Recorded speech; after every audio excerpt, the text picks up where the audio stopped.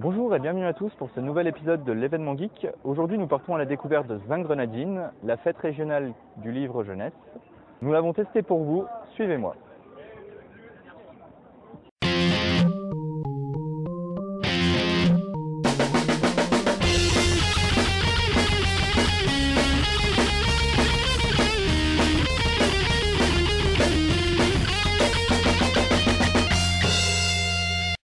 Au sommaire de l'émission d'aujourd'hui, une interview d'une organisatrice de Zingrenadine qui nous expliquera le fonctionnement de son festival, suivi de la rubrique On a testé pour vous avec le petit chat pub rond rouge, une pièce de théâtre.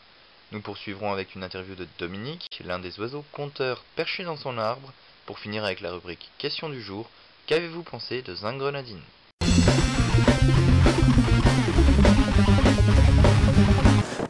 Bonjour. Bonjour. Libette, tu es organisatrice du festival Zingrenadine. Disons que je fais partie des bénévoles qui organisent Zingrenadine. Et donc, est-ce que tu peux nous parler un petit peu du festival? Oui, bien sûr. C'est un festival qui a 12 ans. C'est un préadolescent. À 12 ans, c'était déjà pas mal hein, quand même. C'est vraiment le fruit d'une équipe de bénévoles. Ouais. Au départ, c'est Claire Arthur qui a eu cette idée avec Jeanne Crescent, qui avait l'idée de faire se rencontrer les auteurs et leurs lecteurs d'une façon différente que les salons traditionnels où on se rencontre avec une table et des piles de livres, les lecteurs viennent faire la queue et les auteurs dédicacent vite fait le bouquin. Donc l'idée c'était de favoriser des rencontres autrement, où vraiment on peut être côte à côte et se parler autour du livre. Donc un beau site circulaire qui est pensé par notre Mimi nationale, avec tout un tas d'habitacles, hein, là c'est un camp en nomade. L'élément majeur c'est le grand chapiteau de cirque, sous lequel sont installés les auteurs, les illustrateurs, quelques animations, et où les libraires, très important les libraires, et où on peut aller à leur rencontre, on s'installe dans des canapés, des fauteuils, sous des grandes voiles, et on a accès aux livres qui sont sur les tourets placés devant les auteurs. On peut voir leurs livres, on peut les feuilleter, on peut les toucher, on peut choisir son livre en étant dans la sensation avec le livre. Ensuite on va l'acheter à la librairie et on se fait dédicacer.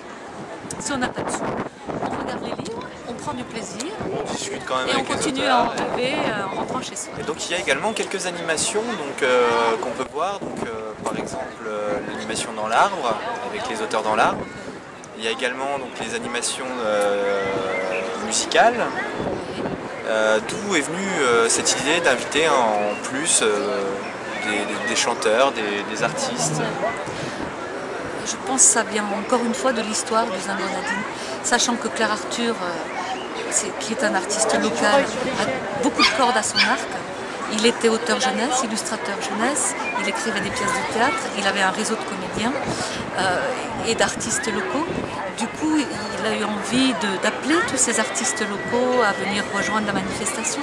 Ça permettait de proposer du plaisir au public et aux enfants, et ça permettait aussi à ces artistes-là de se faire connaître, mais aussi parfois de tester certains de leurs spectacles. D'accord. Donc ils créent des petites formes et qui testent au moment du Zingrenadine, et sur l'expérience sur laquelle après ils construisent leur spectacle. Donc un événement vraiment sympathique. Fédérateur. C'est un tissage de partage, de convivialité. De rencontre. Eh bien, Libette, merci. Et très bonne continuation. Merci, à vous aussi. Arlette, bonjour. Bonjour. Donc, vous faites partie des animations Zingrenadine. Est-ce que vous pouvez nous expliquer un peu votre animation? Je fais partie des animations du Zingrenadine depuis plusieurs années, en tant que conteuse, amateur et maintenant plus professionnelle. Je fais partie d'un groupe de conteurs qui s'appelle Les Causes Toujours, qu'on retrouve là, mais là c'est pour quelque chose de plus particulier. C'est un spectacle que nous avons monté à partir d'un album jeunesse de chez Rue du Monde qui s'appelle Le Petit Chat Pub Rond Rouge. Eh bien, je vous propose qu'on aille voir ça tout de suite. Il était une fois une petite fille qui vivait dans un village sur la grande route de la forêt. C'était la plus jolie qu'on ait jamais vue dans la cour. Sa mère en était folle, et sa grand-mère plus folle encore. Celle-ci lui fit faire un petit chaperon rouge qui lui allait si bien que partout on l'appelait le petit chaperon. Chape et rond, vêtements pour les 5-65 ans. Chaperon, la mode des enfants sages. Qui venait de confectionner et de cuire à point des galettes. À l'heure du goûter, pensez à la seule galette vraiment authentique, économique et folklorique. La bonne galette de chez nous, exigeait un label de qualité, à la fois dure et mou.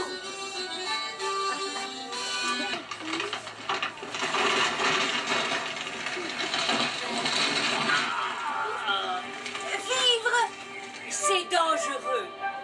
Avec les assurances Bûcheron et compagnie, vivez heureux et sans souci.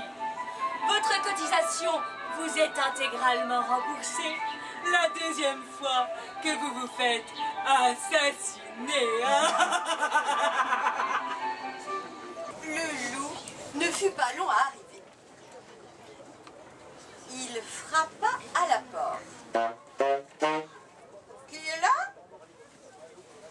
C'est votre petite fille, le petit chaperon rouge, dit le loup en contrefaisant sa voix. Le loup, la voyant entrer, lui dit en se cachant sous la couverture.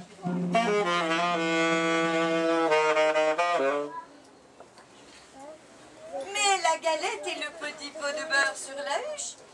Et viens te coucher avec moi. Le petit chaperon rouge se déshabilla et alla s'allonger dans le lit, où elle fut bien étonnée de voir comment sa mère grand était faite en son déshabillé.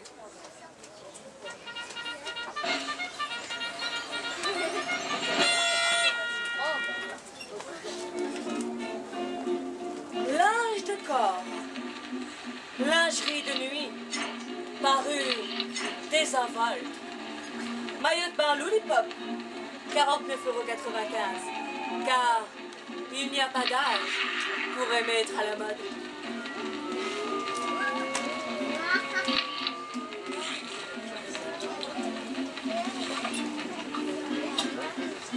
Elle lui dit, mère grand, que vous avez de grands bras.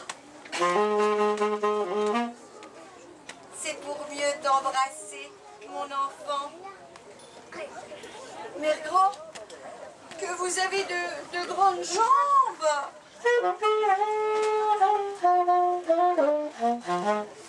C'est pour mieux courir, mon enfant. Mère grand, que vous avez de grandes oreilles. C'est pour mieux t'écouter, mon enfant. C'est pour mieux te voir, mon enfant. Oh, mère grand, que vous avez de grandes dents. En disant ces mots,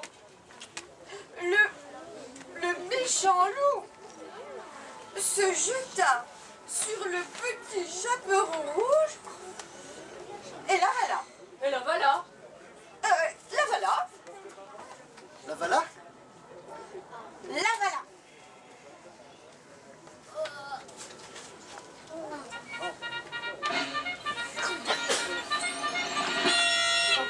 Oui, mais si, le petit chaperon rouge avait eu un Magic Phonique dans la poche.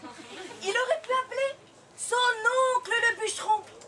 Alors venez découvrir dès maintenant notre gamme de forfaits téléphoniques qui débloque sur www.magicphonique.com.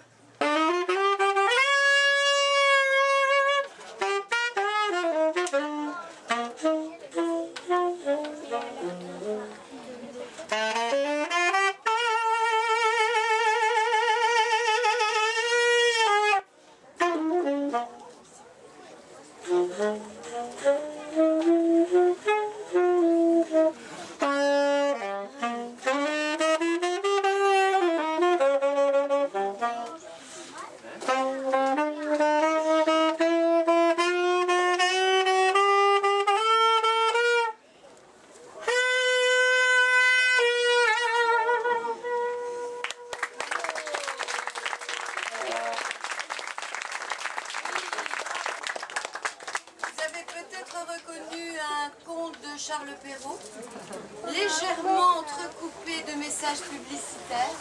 Mais pourquoi est-ce que la publicité n'envahirait-elle pas les histoires? C'est ce qui nous attend apparemment. Voilà, le petit chaperon rouge. Merci beaucoup.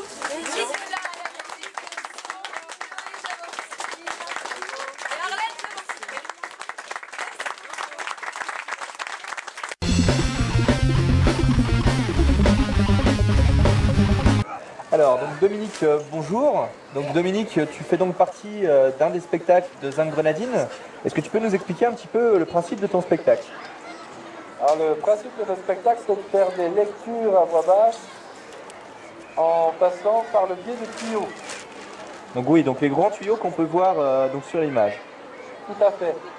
Donc ainsi, nos petits lecteurs viennent nous rencontrer pour qu'on leur raconte des histoires. Donc ils viennent en bas de l'arbre, ils écoutent vos histoires et ils prennent un tuyau et on leur raconte une histoire. D'accord. Et ben Dominique, je te remercie. Et très bonne continuation à toi. Merci à vous. Au revoir.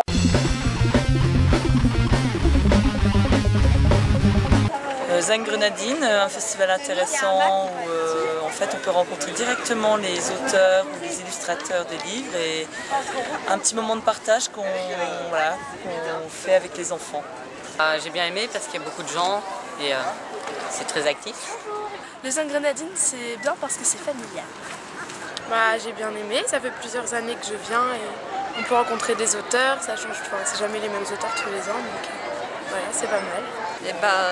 Cette année, j'ai emmené ma famille qui venait d'Angleterre. On a beaucoup aimé. Il y a de plus en plus de stands, des choses de plus en plus diversifiées. Et puis c'est vrai que les enfants aiment beaucoup cette manifestation. Ça leur permet de découvrir les livres sous un nouvel angle. Et puis surtout d'avoir un contact avec les auteurs, ce qui leur plaît beaucoup. Tout est là pour faire plaisir aux enfants. Tout est génial. Il y a les ozoïs dans les arbres. Il y a des tentes avec des livres. Il y a tout ce qu'il faut pour les enfants. Venez nombreux. C'était bien. C'est bien, je trouve, parce qu'on peut rencontrer les auteurs de livres de jeunesse et souvent pour les jeunes. C'était bien et j'en reviendrai. C'est un événement très sympa qui rassemble toutes les familles, les enfants, les parents, les jeunes, les moins jeunes. Bon là ça commence à fatiguer un petit peu, mais on a eu de quoi s'occuper tout l'après-midi. Et non, c'est à faire, c'est à voir. Pour ceux qui veulent, c'est tous les ans. Donc si vous l'avez loupé en 2013, n'hésitez pas à revenir en 2014. Merci à tous d'avoir suivi cet épisode de l'événement Geek. J'espère qu'il vous a plu. N'hésitez pas à partager, commenter et aimer la vidéo, la page. Et abonnez-vous à la chaîne YouTube. À très bientôt. Merci.